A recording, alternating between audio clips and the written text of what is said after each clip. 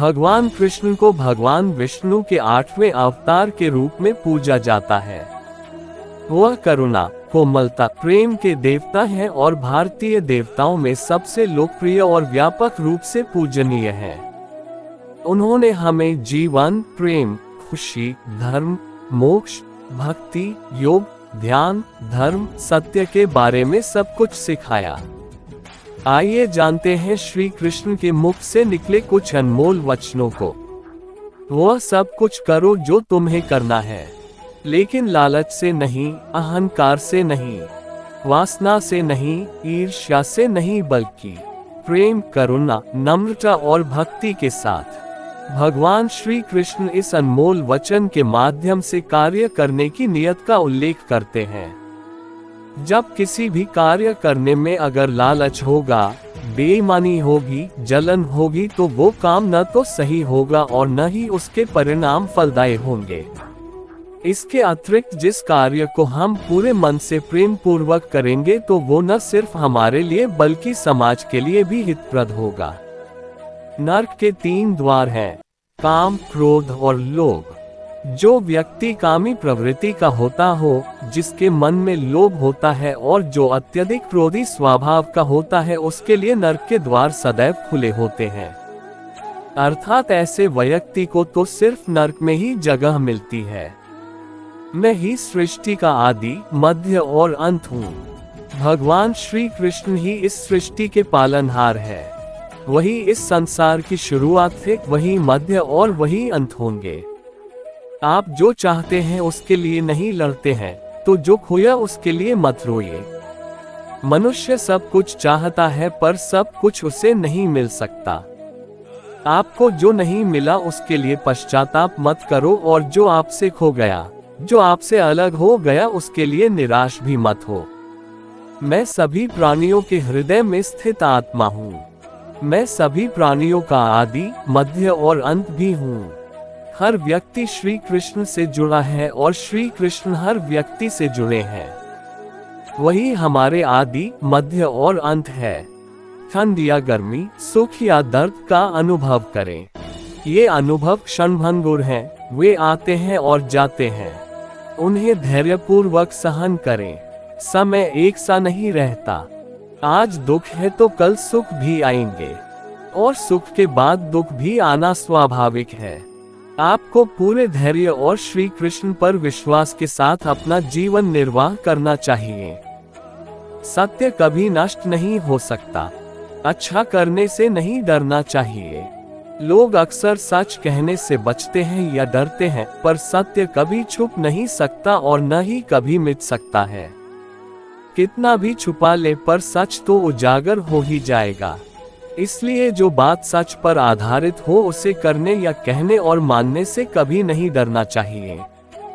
इस शरीर का मोह मत करो, ये तो माटी है, माटी में मिल जाएगा। अमर तो आत्मा है जो परमात्मा में मिल जाएगी। लोग अपने शरीर को सुंदर बनाने में लगे रहते हैं, पर आत्मा की सुंदरता शरीर की सुंदरता से कहीं ज्यादा महत्वपूर्ण है।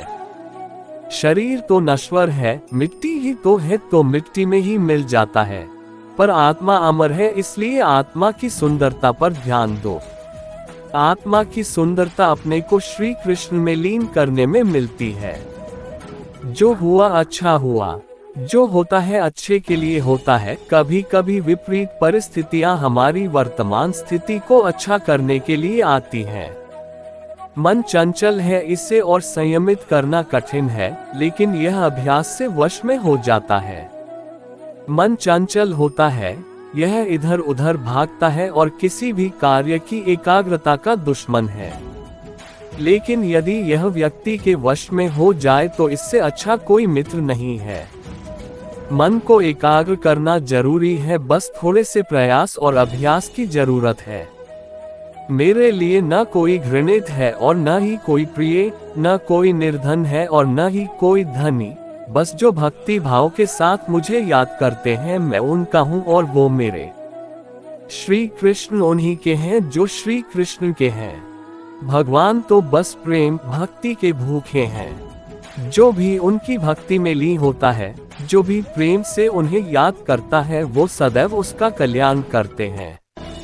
मैं हमेशा तुम्हारे साथ और तुम्हारे आसपास रहता हूँ, चाहे तुम कुछ भी कर रहे हो। जब भी आप कोई बुरा कार्य करते हो या अच्छा कार्य करते हो, आपको लगता है कि कोई देख नहीं रहा, तो यहाँ श्री कृष्ण कहते हैं कि तुम जो कुछ भी कर रहे हो, मेरी दृष्टि सदैव तुम पर है। इसलिए आप यह मत समझे कि आप अकेले हैं, आपके साथ श्री कृष्ण सदैव हैं। जिस इंसान के चारों तरफ नकारात्मक लोग रहते हैं, उस इंसान का मंजिल से भटक जाना तय है। कहते हैं मन के हारे हार है और मन के जीते जीत। जिस प्रकार सकारात्मक विचारों से सफलता मिलती है, उसी प्रकार नकारात्मक विचार असफलता के मार्ग की ओर अग्रसर करते हैं। क्योंकि जैसा हम सोचते हैं वैसे ही हम बनते जाते हैं, और अपने विचारों के माध्यम से ही हमें नकारात्मक और सकारात्मक परिणाम मिलते हैं। जो अहंकार से मोहित हो जाता है, वह सोचता है मैं करता हूँ। जो अज्ञानी व्यक्ति होता है, वो ये गलत फहमी पाल लेता है कि मैं करता हूँ, सभी कार्य मेरे द्वारा किए जा रहे हैं, ऐसा जान उसमें अहंकार घर कर लेता है। परंतु इस सृष्टि में जो भी हो रहा है, वो तो प्रकृति द्वारा किए जा रहे हैं। अज्ञानता के कारण व्यक्ति में जो मैं का अहंकार जन्म ले लेता है, तो उसका पतन होना निश्चित है। मैं किसी का भाग्य निर्माण नहीं करता, हर व्यक्ति अपना भाग्य स्वयं बनाता है।